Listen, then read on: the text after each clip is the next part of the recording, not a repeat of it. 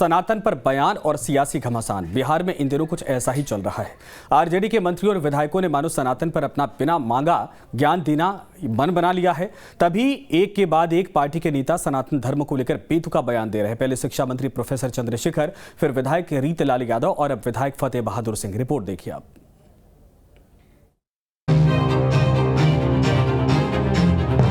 पहले मंत्री प्रोफेसर चंद्रशेखर, फिर विधायक रीतलाल यादव और अब आरजेडी के फूहड़ बयानवीरों में एक और नाम शामिल हो गया है और वो है फतेह बहादुर सिंह। वैसे तो जनाब आरजेडी के विधायक हैं, लेकिन धर्म पर बयान और खोखले बयान देने में अपनी पार्टी के दूसरे नेताओं से कम नहीं है। पहले फतेह बहादुर सिंह का बयान सुनिए। एक काल्पनिक कहानी है, दुर्गा उस कहानी का एक पात्र है। कोई देखिए, मैं मान लेता, मेरे पास साक्ष्य है, अगर दुर्गा जी या हमारे देश में मनुवादियों के अनुसार 33 करोड़ देवी और देवता हैं, लेकिन जब भारत गुलाम हुआ, जब ब्रिटिश गवर्नमेंट भारत में आया और भारत को गुलाम बनाने का काम किया, उस समय भारतीयों का संख्या जो था 30 करोड़ था और देवी देवताओं का संख्या भारतवर्ष में 33 करोड़ था। रोहतास के डेहरी से राष्ट्रीय जनता दल के विधायक फतेह बहादुर सिंह को शायद 33 कोटी और 33 करोड़ का अंतर नहीं पता। शायद ये भी नहीं जानते होंगे कि किसी धर्म विशेष के आस्था को लेकर इस तरह की टिप्पणी एक जनप्रतिनिधि को शोभा नहीं देती। अगर आप ये सोच रहे हैं कि विधायक महोदय का ज्ञान यही खत्म हो गया, तो आप गलत है, क्योंकि फतेह बहादुर सिंह ने तो माँ दुर्गा के अस्तित्व पर ही सवाल खड़े कर दिए हैं और उन्हें एक काल्पनिक कहानी का काल्पनिक पात्र करार दे दिया। मैं उन मनुवादियों से पूछना चाहता हूं, जिन मनुवादी ने ये लिखा कि महिषासुर के करोड़ों करोड़ सेना के साथ मां दुर्गा ने लड़ाई लड़ा और महिषासुर को संहार कर दिया, तो मुट्ठी भर ब्रिटिश गवर्नमेंट जब भारत को गुलाम बनाया तो उस समय मां दुर्गा ने क्या कर रही थी? 10 हाथ का औजार कहाँ था? और इस समय तो और औजार का आविष्कार हो चुका था, तो मां दुर्गा ने ब्रिटिश गवर्नमेंट को संहार करने का काम क्यों नहीं किया? पूजा होना चाहिए कि नहीं? देवी दुर्गा का जो पंडाल उंडाल बनता है दशहरा में, सब होना चाहिए कि नहीं? ये नाजायज खर्च है। आप बताइए, अगर माँ दुर्गा, इसी में लिखा हुआ है, दुर्गा सप्तशती एक पुस्तक है, 2वां अध्याय, इसमें देखिए माँ दुर्गा जब कदम रखी तो तीनों लोक हिलने लगा। तीनों लोक में क्या केवल भारत ही आता है क्या? दुर्गा का जो है उत्पत्ति कब हुआ? मेरा ये मनुवादियों से मेरा यही सवाल है। आरजेडी विधायक के इस बयान के बाद बिहार में बवाल शुरू हो गया है, जहां अब हिंदू संगठनों के विधायक के खिलाफ मोर्चा खोल दिया है और उनका पुतला दहन कर विधायक के खिलाफ जमकर नारेबाजी की। इस दौरान बीजेपी कार्यकर्ताओं ने भी बजरंग दल के कार्यकर्ताओं के साथ विधायक के बयान का विरोध किया है।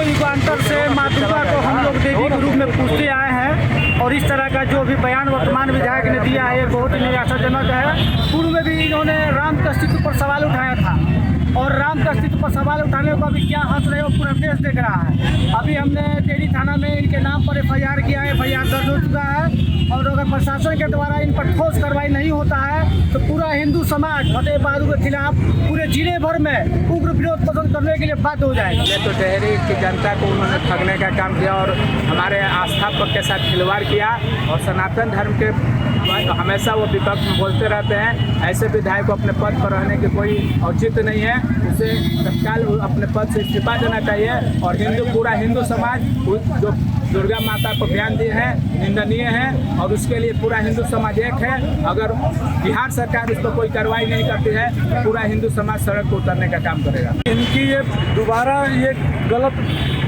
शब्द का इस्तेमाल किए हैं। इसके पहले रामचरितमानस पर भी इन्होंने टिप्पणी दी थी और उस टाइम भी ज्ञापन दिया गया था, लेकिन इस बार भी हम लोग ज्ञापन दिए। अगर इस पर अपने सनातनी प्रेमियों से माफ़ी नहीं मांगेंगे तो उग्र आंदोलन होगा और इनका पूर्ण रूप से बहिष्कार किया जाएगा और किसी भी कीमत पर आगे इनको संवैधानिक पद पर बैठने नहीं दिया जाएगा। फतेह बहादुर सिंह के बयान पर अब बिहार में सियासी पारा हाई हो चुका है। जहां बीजेपी इसको लेकर आरजेडी को जमकर आड़े हाथों ले रही है, नेता प्रतिपक्ष विजय सिन्हा ने आरजेडी पर बार बार सनातन धर्म के अपमान का आरोप लगाया है। तो वहीं आरजेडी प्रवक्ता शक्ति सिंह यादव ने इस पर सफाई दी। राजद के लोग जिस तरह के भाषा का उपयोग कर रहे हैं और सनातन के संतानों को उसकी आस्था पर चोट कर रहे हैं, अपमानित कर रहे हैं और पूरे माँ भारती के संतान को ये जिस तरह की भाषा का प्रयोग करके जो तुष्टीकरण का खेल खेलना चाहते हैं, ये दुखद दुर्भाग्यपूर्ण है। ऐसी मानसिकता का बहिष्कार करना चाहिए और वैसे लोग फिर अपने धर्म के प्रति स्पष्ट करें। धारण करने का विषय है, आस्था किसको कहाँ है उस पर कोई पहरा नहीं लगा सकता। व्यक्तिगत अभिव्यक्ति पार्टी का लाइन नहीं होता। आदरणीय लालू प्रसाद जी माता दुर्गा का पूजा भी करते हैं, मूर्ति भी बैठाते हैं, हम लोग भी पूजा करते हैं। ये तो हमारी आस्था है, जिन धर्मों को हम मानते हैं। जो लोग किसी और को मानते हैं, कई लोग हैं देश के अंदर देश के बाहर जो कई लोगों को पूजते हैं, उसको आप पार्टी विचारधारा से जोड़ करके नहीं देख सकते हैं। नहीं, उनको व्यक्तिगत तो कोई आस्था किसी में किसी का है तो उनका व्यक्तिगत है मामला है, उससे पार्टी का कोई मतलब नहीं। आरजेडी प्रवक्ता सफाई दे रहे हैं, लेकिन क्या ये पहली बार है जब आरजेडी नेताओं ने धर्म विशेष पर फूहड़ टिप्पणी की हो? इससे पहले शिक्षा मंत्री चंद्रशेखर ने रामचरितमानस को पोटेशियम साइनाइड बताया था। उन्होंने रामचरितमानस को समाज में नफरत फैलाने वाला धनग्रंथ कहा था। इसके अलावा चंद्रशेखर ने मोहम्मद पैगंबर को मर्यादा पुरुषोत्तम बताया था। इसके बाद आरजेडी विधायक रीतलाल यादव ने कहा था कि रामचरितमानस मस्जिद में बैठकर लिखी गई थी। उन्होंने ये भी दावा किया था कि मुगलों ने जब हम पर राज किया तब हिंदुत्व खतरे में नहीं था। एक के बाद एक आरजेडी के मंत्रियों और विधायकों के बयान प्रदेश में सियासी घमासान मचा रही है। लेकिन इस बीच सवाल ये भी उठता है कि बार बार इन नेताओं के निशाने पर एक ही धर्म क्यों होता है? बार बार क्यों वो अपने कथित ज्ञान पर परिचय धर्म विशेष की आस्था के अपमान के साथ करते हैं? क्या आरजेडी इन बयानों को गंभीरता से नहीं लेती? क्या ऐसे बयानबाजों पर कार्रवाई करना पार्टी उचित नहीं समझती? Bureau report, news state, Bihar Jharkhand.